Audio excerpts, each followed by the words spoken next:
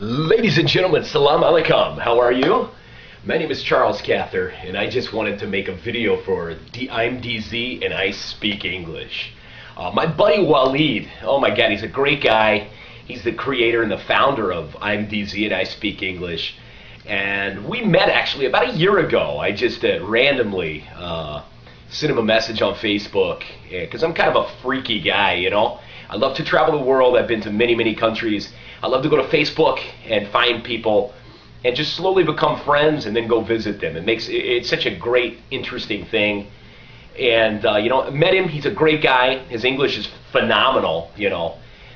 Since then, you know, I've got many, many friends in Algeria, and hopefully, I will be traveling to Algeria. I've got friends in Batna, in Tipaz, in Algiers, in the Casbah. What's so funny?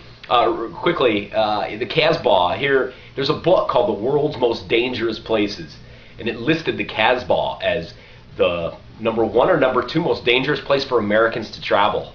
Insane. Every Algerian I ask that, they're like, what? You know, it's just an old part of the city. So kind of funny. But anyway, you know, I admire you guys for learning the English language, for being so passionate about learning the English language. I think it's fantastic. And if it wasn't for intelligent people like you learning my language, the majority of Americans would be lost worldwide. We are a nation that's our education system is very nationalistic. So it's ridiculous. You know, the first time in my public school that I went to that we could take a foreign language was in high school. And that's when you're 13, 14, 15, you know, depending on when you get in there. But by the time you're that age, I mean, learning a second language is very difficult.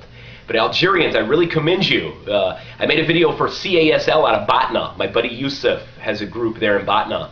And, you know, you guys learn English at an early age. You speak Arabic. You speak French. I mean, my gosh, you can do anything, you know.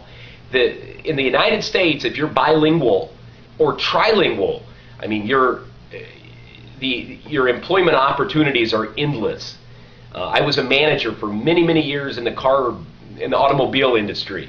I worked for Ford, Lincoln, Mercury, Chrysler, Dodge, Jeep, General Motors, Pontiac, Cadillac.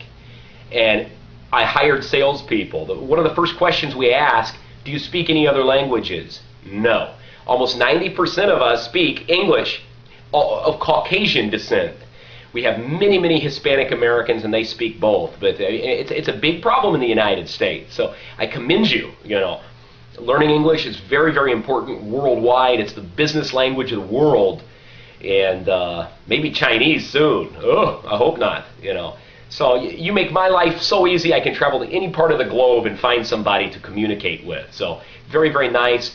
And good luck with your career. I don't know if you're in high school, if you're out of school, you're just working and you're just doing English as a hobby, you know. But whatever it is, you know, good job, good for you. You know, it's great. So I'm here, I'm actually making this video from the middle of the United States of America. I'm in the state of Illinois. We're, you know, right smack dab almost in the middle of the United States. For employment currently, the last 2 years I've traveled the world. I lived in Mexico in 2010, and I worked at an orphanage and taught English, volunteered there. And last year, for 1 year, I was in Serbia.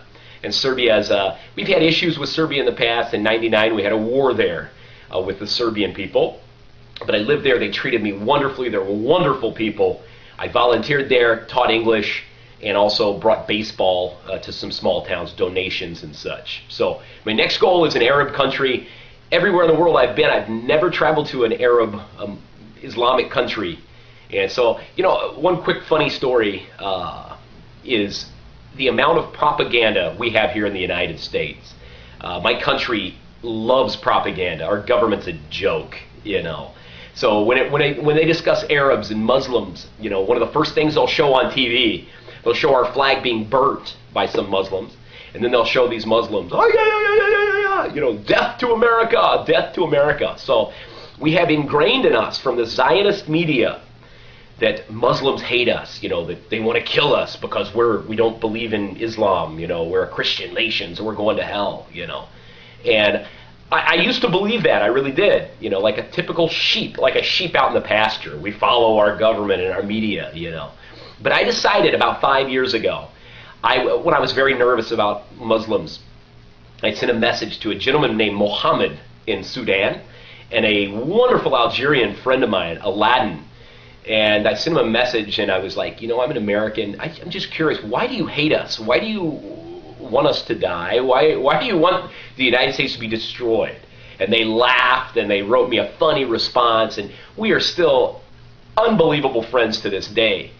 And since then I've created a Facebook page. It was called Americans and Muslims Can Be Friends. Kind of a stupid name, but the point was I was frustrated and I was angry that my country and my media could destroy the name of Islam, which is ridiculous. I currently have 500 Muslim friends, some of the most wonderful people I've ever encountered and that I ever will encounter. In Serbia, I lost my wallet and my debit card, my money, everything. I posted something on Facebook. The first two people to offer assistance were Muslims that I'd never met in person, just a Facebook friend. One, they're Libyan descent, and one was in England, and one was in Germany, and they sent me money. They didn't even ask if I needed it, they sent it. That says a lot, Islam is I know it's a religion of peace and love, but, the way the media portrays that, is the total opposite. Sick and disgusting. So, just want you to know you have one American that is on your team, baby. I know Muslims are wonderful. You're good people. You're not all dancing around burning our flag, and not all of you want me to die. Some of you might, So, anyway, congratulations on your English. And if you ever need assistance, my name is Charles Cather. I'd be more than happy to help you. Free Palestine, baby. Take care. Thank you. Salam alaikum.